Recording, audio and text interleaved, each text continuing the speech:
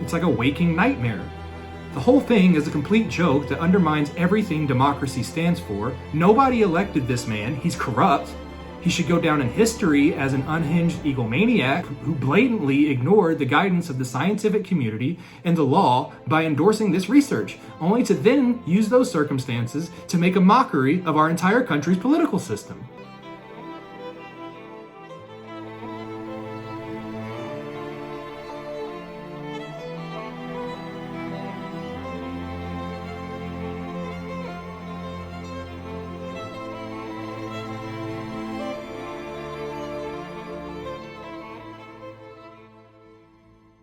Too cheesy.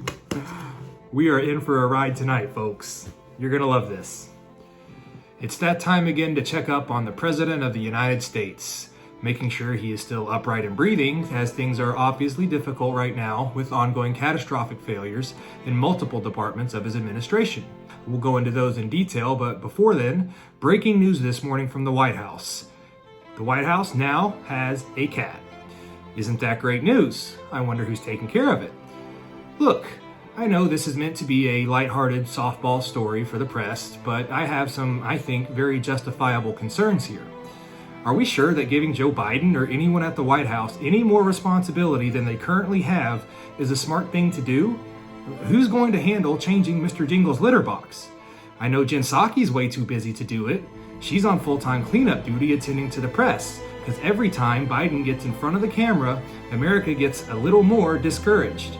His approval ratings tank even further, partly because everybody knows the whole globe is watching, and it's obvious that Joey has zero clout on the global stage, as evidenced by Russia and China both doing whatever they want. They don't care what the US thinks, they aren't worried. They know that Biden is as soft as a roll of Charmin. I genuinely don't think that they have time for a new pet right now. I'm not trying to be funny, this is seriously a problem. Let's just recap what's already on Biden's plate. Instead of going on and on about his active attempts of undermining the Supreme Court, let's start with the fact that I, like many Americans, worked very hard last year, 40 hours a week or more, and according to my bosses, I did a great job, but at the end of the year, not only did I not get a raise, I got a pay cut. How is that possible? Well, surely it's because I work for one of those evil corporate machines who only cares about profits, right? Actually, no. I love my job. I'm very grateful to have my job. But when the entire economy is seeing an inflation at 40-year highs, that's longer than my entire life, that's like 2 Gen Z lifetimes added together, every dollar you make is becoming less valuable by the day. And a lot of people are worried about this, as they should be. Why is this happening? Well, let me tell you why. On the surface, it's a combination of supply chain bottlenecks and COVID fallout. It's not the medical impact of COVID that has flatlined the economy. Take a look at the average number of occupied beds in hospitals. They aren't overrun with patients dropping like flies like CNN would have you believe. Far more people who are calling out of work are doing so out of precaution because they took a test or someone they interact with took a test that came back with 2 little lines on it. Yes, some people do get sick more than just light symptoms. Some people get very sick. And of those that get very sick, particularly those with multiple compounding pre-existing conditions, some do die, and that's a terrible thing. But that's not the case in the majority of COVID-positive cases. It's not even close. Most people escape with minor but annoying symptoms. If you took a poll of how many of us have worked a shift at work despite having a migraine or the flu or any other form of discomfort, yes, it's stressful, but it's something we historically accepted as part of being productive humans in society.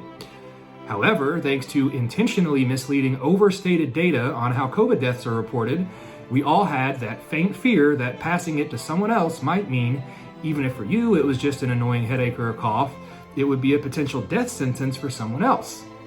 So, suddenly, a headache became a reason to take an entire week off of work. Not just for you, but everyone in your home or anyone you came in contact with. Unless, that is, of course, any of you could get a test to prove that you were negative. Problem with that? All the stores are out of tests. As if that wasn't a highly predictable outcome when you said that everyone has to take multiple tests every week, including those who have already been vaccinated. Okay, so I can't prove I'm negative because I can't get a test, which means I can't go back to work. I guess we all have to stay home despite being symptom-free and otherwise fully capable of working. It's these impulsive, asinine policies and intentional fear-mongering that got us here. When you have asymptomatic people bullied into unnecessary testing, and this is the guidance for over a year, shocking outcome, businesses aren't able to stock their shelves. Doctors can't see their patients. Truckers and pilots and the people who run a highly interconnected supply chain of trains and airplanes and roadways and shipping companies are prevented from doing their job, which means we can't uphold critical promises for goods and services. In other words, do all of the mandatory things that support a functioning society. What happened next? The obvious. The only way to make sure everyone who was forced not to work, whether that be because their employer was forced to close down during the shutdowns, potentially going out of business permanently, or because of some arbitrary, nonsensical, depending on what month it is, testing protocol, the only way those people living paycheck to paycheck could still eat and pay their electric bill was for Biden to ask the Federal Reserve to dump an infinite amount of cash into the economy, hence the inflation we are all now drowning in. Poor Jerome Powell, the chairman of the Federal Reserve, was put on the spot and shafted with the responsibility of cleaning up Biden's history-altering blunder of overreacting to the early stages of COVID. So here is the important question. Why did he overreact this way? Well, that's a direct consequence of Joe Biden appointing literally the worst possible person in the entire world for the job as his chief scientific advisor, Dr. Fauci. What makes this individual supremely unqualified for the job? Great question. How about a little background? In 2020, when cases were ramping up and we were starting to see the iceberg ahead, this guy was sitting at the top of the CDC. Okay, no one's ever heard of him, no one's elected him, so who is he? Who is this scientist that Biden has promoted to be the principal decision maker for how the United States handles COVID? Well, like many great leaders, he's a self-proclaimed prophet, which meant he knew exactly why this was happening and exactly how to get us out of this situation. After all, he's devoted his entire life to studying virology and was the head of the CDC, so he seemed like a good pick. Perhaps, however, we could have at least done a background check first, because here's the problem. Mr. Fauci had a few skeletons in his closet. There's this pesky old research grant that he directly endorsed, believing that it would never reach the public's radar. It turns out, long before COVID was ever passed from a bat to a human, Dr. Fauci was supporting the research of how to engineer viruses that are capable of gaining the functionality to cross over from one species to another. For example, I don't know, a bat to a human. But let's not jump to any conclusions. I mean, what do you think this is? Some kind of loony cover-up conspiracy theory? Where do you get your news? Joe Rogan? After all, that information with the research grant was just circumstantial. Do we even know where, like what lab, for example, Dr. Fauci was in discussions with around these illegal and ethically questionable studies? Oh, we do. It was the Wuhan Institute of Virology in Wuhan, China. Isn't that like the exact same city where the virus is believed to have come from? Yes, but before you jump to conclusions, Fauci, thank God, has already explained, don't worry, very scientifically, why these facts are irrelevant. What's his scientific explanation? It's just a coincidence. There's a lot of bats in a nearby cave, so that explains it. Oh, that's it. It's just a string of random events happening here with absolutely no one at fault, especially not him. So, okay, it's the exact same spot on the globe, exact same timing, exact same type of research. I won't even go into the fact that some scientists now allege that the changes observed in the COVID-19 virus aren't possible in nature and have to be externally modified. Just to be clear, that investigation is still ongoing, still to be decided, so I won't weigh in on that one way or another. I'm just keeping you up to date. The good news, though, to put this whole conspiracy theory to bed, is that the lab itself has publicly denied that live bats have ever been used in their facility. Oh, no, that's a relief. I trust that they would never lie to us, or at least I did up until indisputable evidence in the form of a promotional video that the lab themselves recorded was shared with the press that included footage of, wait for it, scientists standing in the lab feeding live bats. Hold on, put your tinfoil hat away. I'm sure they were just keeping the bats there as pets. Okay, so you lied to us. You lied to the world. Just my experience, but people and governments typically don't lie when they aren't hiding something.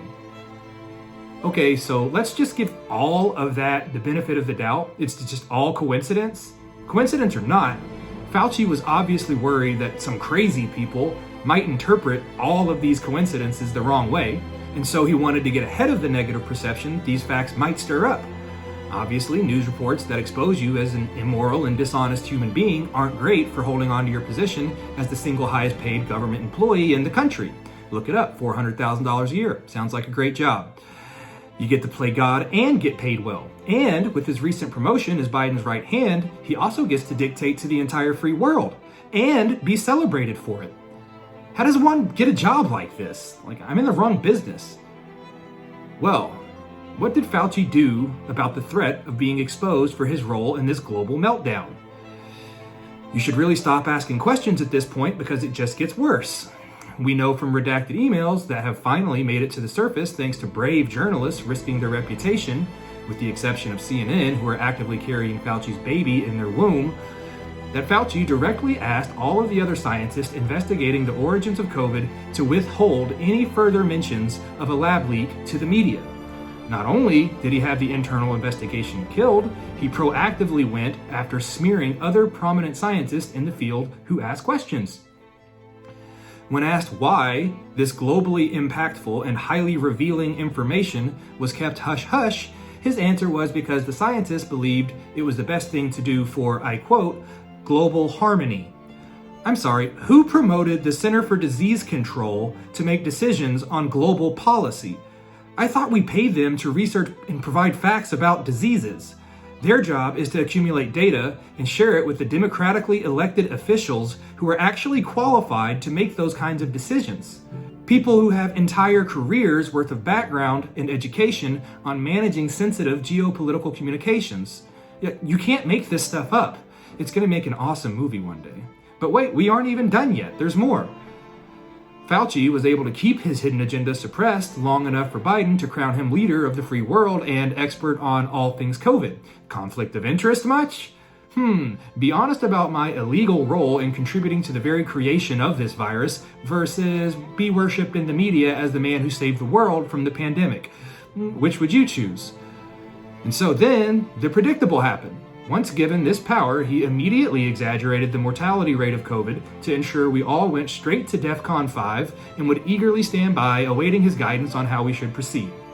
He guided us through a series of solutions, none of which actually worked: wearing masks and social distancing, 2 weeks to flatten the curve, shutting down all businesses and schools, all of which proved to be consistently ineffective at stopping COVID, but highly effective at destroying small businesses and ruining the education of our children. He then utilized a strategy of continually moving the goalpost, even with the vaccine in hand, has still failed to stop COVID. This eventually forced Joe Biden to come clean and confess that he couldn't stop it, acknowledging that the federal government were the wrong people to entrust with handling COVID policies and precautions. Wow, it took them 2 years to reach this conclusion. In other words, every individual household is on their own. Isn't that literally the exact same path that many of us told you this would end on? A combination of vaccines and natural immunity?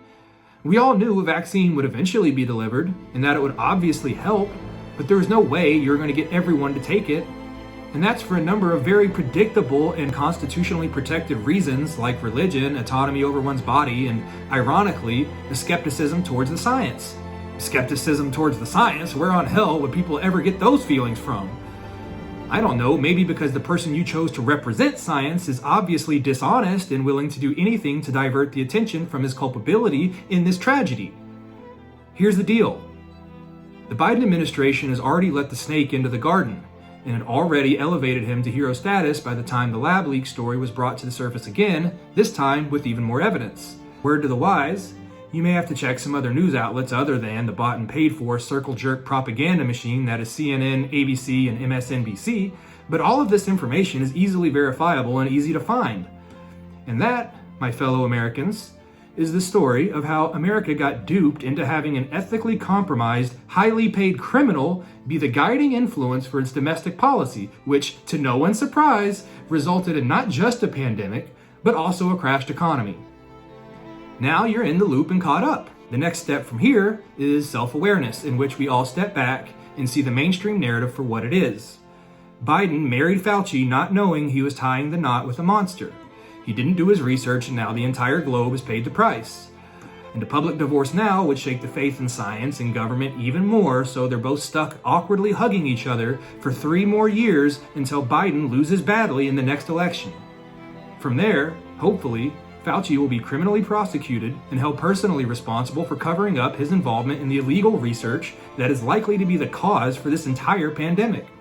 But that's probably not going to happen, because then they would have to take down his newly minted portrait hanging in the Smithsonian. I genuinely can't believe this. It's like a waking nightmare. The whole thing is a complete joke that undermines everything democracy stands for. Nobody elected this man. He's corrupt. He should go down in history as an unhinged egomaniac who blatantly ignored the guidance of the scientific community and the law by endorsing this research, only to then use those circumstances to make a mockery of our entire country's political system. With that, I've laid out the facts. You can all come to your own conclusions.